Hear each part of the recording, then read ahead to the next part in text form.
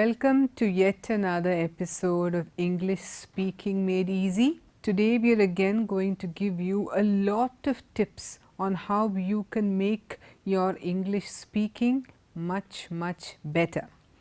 So, like in the previous episodes, we are going to begin with the grammar. Okay, and so let's go on to Grammar Express.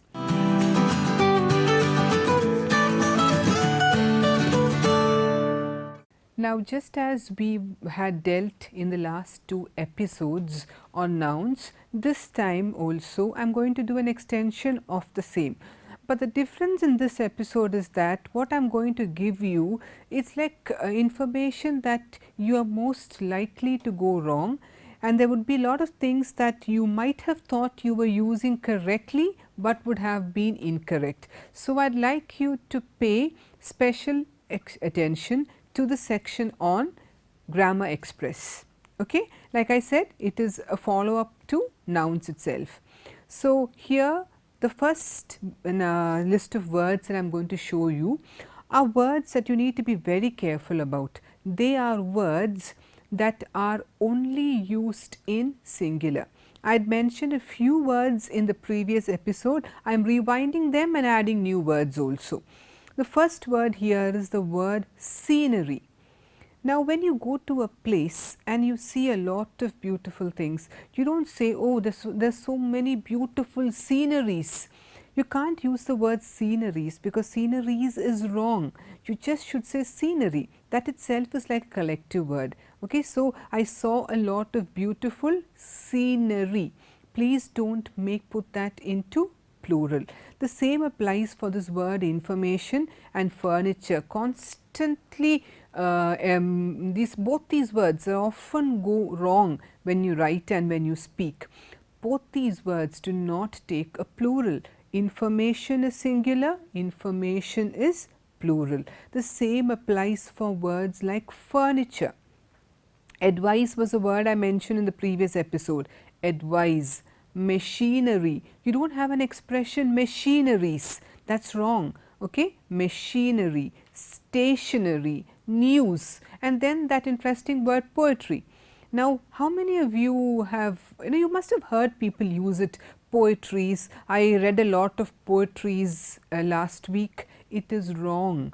It is poems. You want to put it into plural, it is poems. It's not poetries.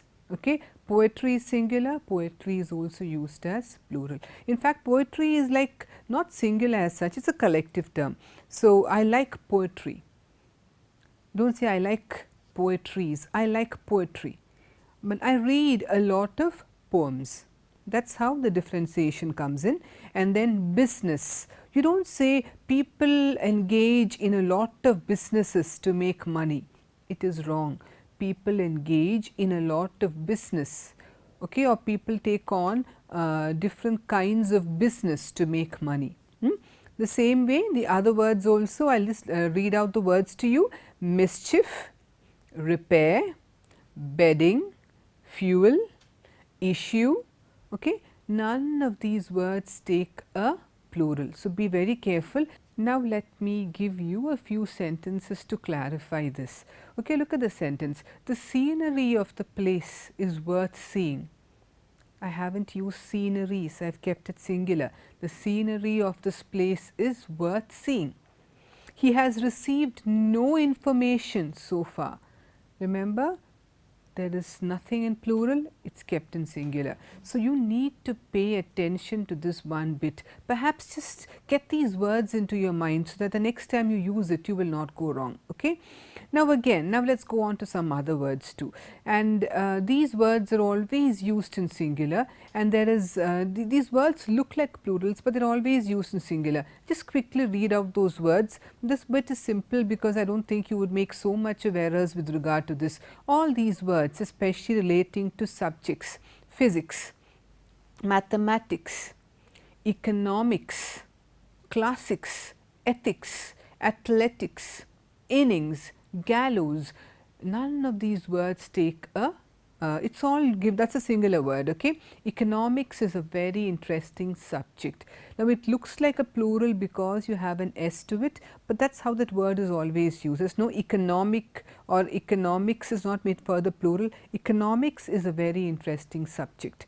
That's how we generally use it. And using so these words are always used with the s, they are always used in singular. Okay. Now, let us look at some other words, that is some words which do not have a plural formation.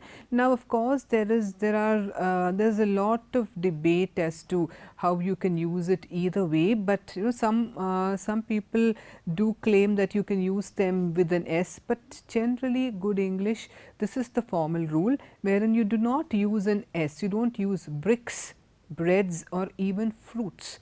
See, if you have a lot of apples in a basket, you do not say I have so many fruits, you say there is a lot of fruit. Aren't you having fruit for dinner?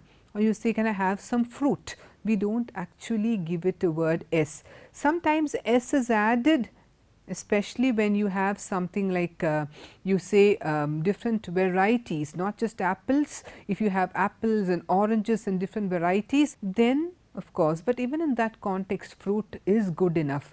But if you want to make that more specific, you would say fruits in the basket. Normally it is just fruit. So, just look at how there have been many instances where we have not even known this particular rule. Okay.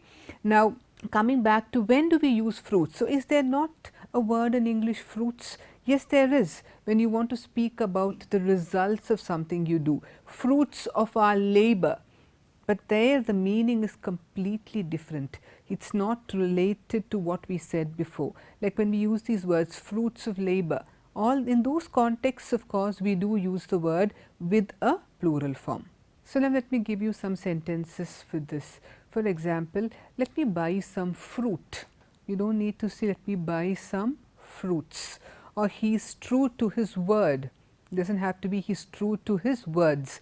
Remember, here word means in the context of promise. Okay. Now, let us look at some other confusing areas. Now, these words, you must have seen these expressions like dozen, 100, 1,000, million, and they always have a number which goes before it. So, then how do we use them? You say he bought 10 dozen oranges. You do not say he bought 10 dozens oranges, you say he bought 10 dozen oranges. So, these words million, trillion, dozen, all those words do not take an s. He bought 10 dozen oranges. Okay. And pair, you know, pair has two shoes, isn't it? But we do not say I have one pairs of shoe, you say I have one pair of shoes. And even if you want to make it plural, like if you do want to say I have, if you want to say I have 4 pairs of shoes, both are acceptable, though grammatically it is said that, you know, if you look at it the old fashioned way, it is I have 4 pair of shoes. But now saying I have 4 pairs of shoes is also acceptable and used. Okay. Now, look at these expressions: 1 rupee note, 5-year plan, a 5-hour journey. These kind of hyphenated expressions also, there is a small thing you need to pay attention when you are using it in a sentence. Look at that sentence: a 10 rupee note is lying on the table.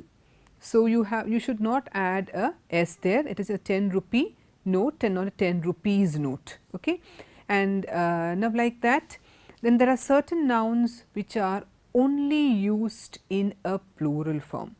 Okay, they are nouns like cattle, police, poultry, all these words are only used in a plural form. That is a smaller thing because those words are not the kind of words that you would use, poultry, gentry and all that, you would not use that so formally, but still police have caught the thief, cattle are grazing in the field, you do not say cattles, you do not say polices, it is just police. Okay. And then the next interesting bit, this one is highly prone to going wrong. It is these words which you use like scissors, trousers, stockings, spectacles, shorts, goods. In these first few set of words, you need to remember that my scissors are very sharp, that is correct. But what you need to remember is you do not say scissor. It is always scissors. Anything that has 2 points, look at a binocular, it has 2 viewing lenses. Look at scissors, it has 2 sharp ends. Look at trousers, it's got 2 legs. So, whenever something has 2 parts, I mean joined together, we don't use it in singular. I mean we don't use it without the S. We have to say binoculars, spectacles, trousers. Words like trouser, spectacle, binocular, all these are wrong. Okay? And there are some words which are used in both singular and plural in the same way. So, these words also cause a bit of confusion, because not all, because some animals like deer and sheep are the 2 animals which do not have a plural. But look at the other animals, dog does, cat does, even a hippopotamus, a dinosaur, all of that does, but these 2 words do not. So, deer and sheep do not take a plural S. The same applies for the word fish. You do not say I bought lots of fishes from the market. I bought a lot of fish from the market. We do not use the word fishes. And so, these things also need to be borne in mind when you are framing these sentences. Okay? Now, let us finally come down to the sentence here. I saw a sheep grazing in the field. Now, assuming that you have understood how these words can tend to confuse you, and they are a little confusing also, I would like you to, when we give you such information, that you have something you can note it down to, because this will affect the way you write and the way you speak, and they are common errors that people make. Now, based on what we have covered, assuming you have understood the rules I have mentioned before, I am going to give you a few sentences just to check your understanding. Okay? So, I will read out the sentence for you. You will have time to check your errors yourself, and then I will give you the correct sentence. Okay? The first sentence, the furniture in this house is very beautiful. Do you think there is any problem with that sentence? The furniture in this house is very beautiful. Just have a look and see. Listen, remember what we did say. Is there any error? If you have understood what I have told you before, you will realize that the sentence is correct. There is no error. Okay? The next one. My trouser is quite short. My trouser is quite short. Is there an error in that sentence? There is, because like I mentioned before, we do not use the word trouser, it has got 2 parts. So, it always has to be trousers. That sentence is incorrect. Okay, the next one. I read a few poetries yesterday. That was something I had spent time to explain, telling you that the word poetries is wrong. You want to give it out in plural, you can say I read a few poems yesterday, not poetries. Okay? You can have a book of poetry, but you read many poems. So, like that, I hope you have understood the basic errors that are likely to happen when you use nouns. Now, we are going on to our next section, which is Lexica, your guide to good vocabulary.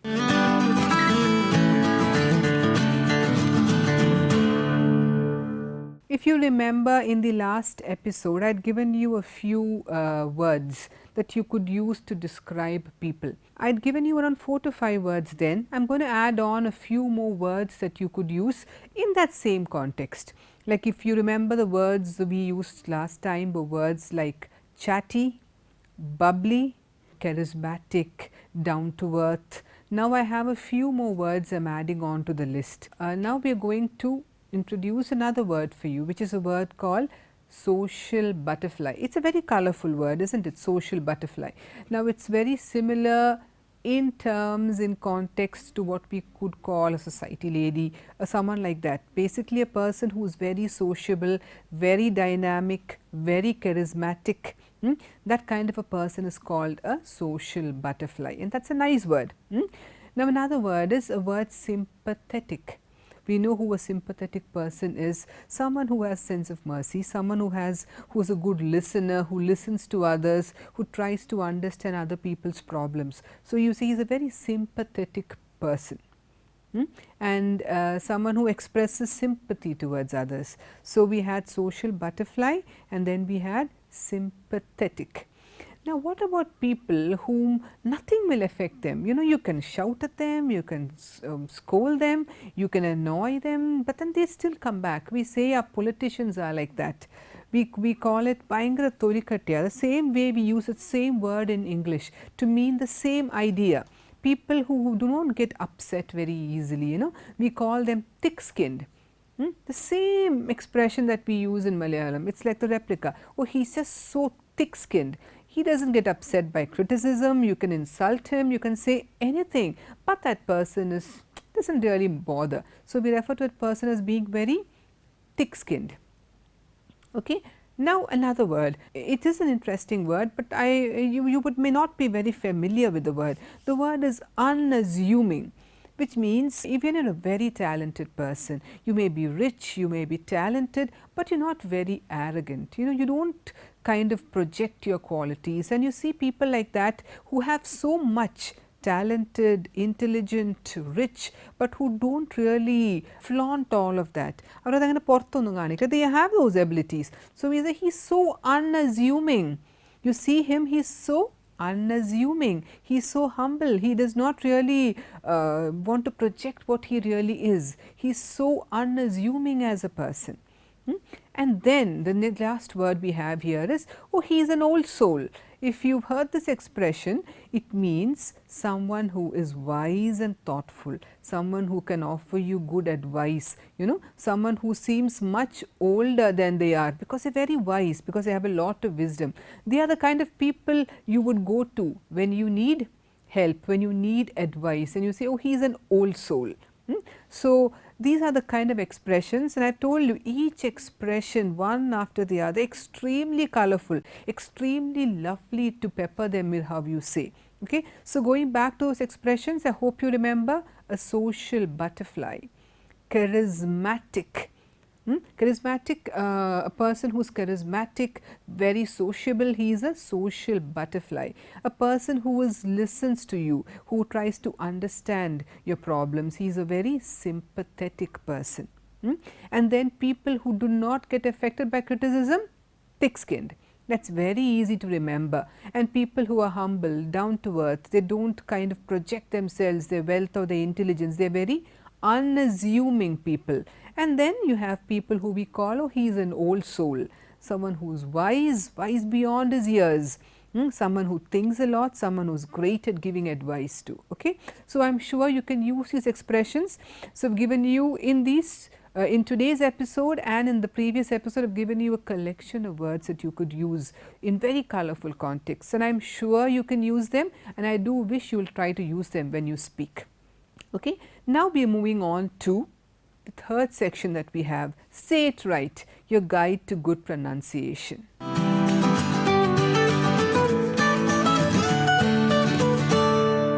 This segment of Let's Say It Right, we are going to continue with the silent letters in words. If we dealt with the silent letter B in the last episode, in this episode we are going to deal with the silent letter D.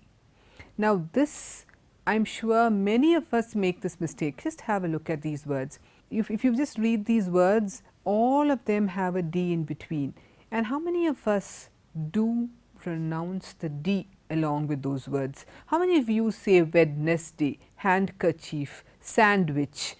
If you do remember handsome, we don't say all that the pronunciation is wrong. In all these four words I have given you, the D is silent. It's Wednesday. There's no D, the D is not stressed. Wednesday, handsome, it's not handsome. Sandwich, not sandwich. Okay, sandwich, Wednesday, handsome, handkerchief. In all these letters, the D is silent. Okay, and that is how you should use it. Now let's see how we use the silent letter G. Now G is often not pronounced when it comes before N. Like look at these words, champagne. So, whenever we have an N and you have a G before it, in most cases the G is not pronounced. Champagne, foreign, design, align, sign. In none of these words do we the G, the letter G is silent. Okay. Now, coming further, there are many other words which have letters, but coming to that G, there are certain exceptions too. That's there in almost all areas of pronunciation. Like words like magnet and all that, cognitive, the G is pronounced. So, you can't say it applies to all words. In the words given below, signature, cognitive, magnet, here the G is pronounced, but in many other words G is not pronounced. It's not, it's silent. Okay. Now, similarly, when you have the beginning of, in the beginning of many words, so the word H is not pronounced at the beginning of many words. So, in these words, quite familiar, they are common words that we use all the time. One is H-O-U-R. It's not hour, it is R. It rhymes with the word O-U-R. So, when you have words which begin with the letter H and generally followed by a vowel sound, you know, the H is silent. So, H-O-U-R is not hour, it is hour. H-O-N-E-S-T is not honest, it is honest. The H is silent. The same way, honor, ire, H-E-I-R. Do you know what ire means? It means someone who is in an anandaravagashi, that's your ire. So, you don't say hire, but we do say H-I-R-E. That word H is pronounced, but in the words given here, H is not pronounced. So, every rule has certain exceptions. I have mentioned a few of them, like words like history, happy, hereditary. There the H is pronounced, though it is followed by a vowel sound, H is pronounced, but in the words I mentioned before, H is not. So, with this we end our let's say it right before we slowly progress to our last section for the day, which is let's talk.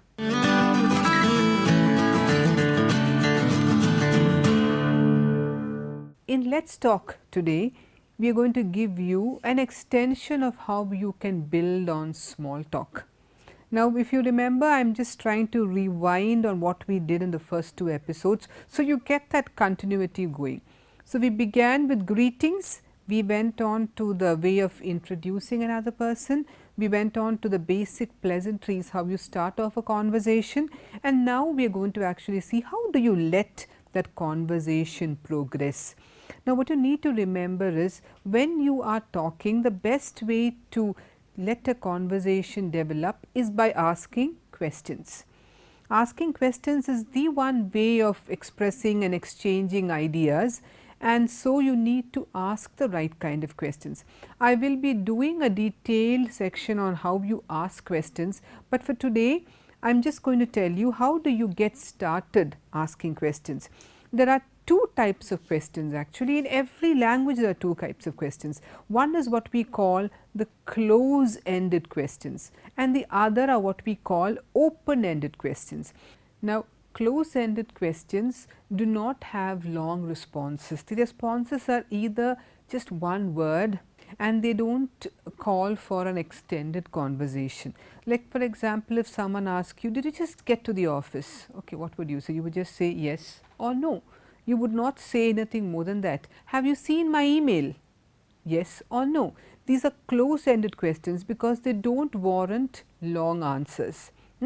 And when you want to build a conversation, you need to mix, you need to sprinkle, you need to have a combination of open and close ended questions. Now, on the other hand, let us look at these open ended questions. The response yes or no will not work here. These are questions which begin with the WH words and with how, why, what, who. These kind of words often help you build. When you ask a question like that, you need to give a longer response because you ask someone, how is your day going? You can't say yes or no. You have to say, yeah, my day is great. I had a wonderful presentation in the morning, and then I have met a lot of friends, so I had a great day. So, you see, the question opens up a conversation. They are called open-ended questions. Unlike close-ended questions, open-ended questions open up conversations. They make the speaker speak a little more. So, it is kind of nice, because if you want to get the conversation going, you need to ask open-ended questions. Now, how do you begin open-ended questions? Unlike close-ended questions, which began with auxiliaries or helping verbs like is, are, was, were, have, open-ended questions begin with words like who, which, what, when and why. Now, just try asking a few questions with these words, and you will realize that the answer you get cannot be compressed into a yes or a no. So, you can say, what do you want, or what would you like to order? Of course, you can't say yes or no, it would make no sense. You need to say, well, I'd like to order a pizza. Yes, so that becomes a longer answer, and then the other person would also respond and say, would you like to have pizza too? So, it helps the conversation to develop. Now, where are you going?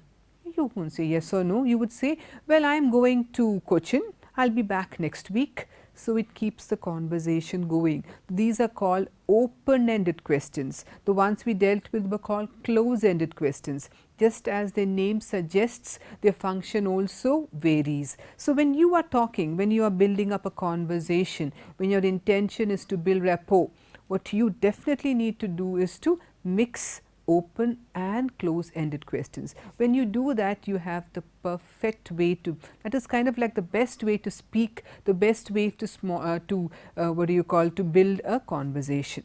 So, use these words, see the potential of different kinds of questions, okay, and that will help you in many social situations. So, on this note, we come to an end of today's episode. I earnestly wish that you have had a nice journey with us, that you've been able to understand a lot of things that we did convey today, and I hope you can use it when you speak, when you write, and in many other ways that you would need to use the language. So, until we see you at the next episode, thank you.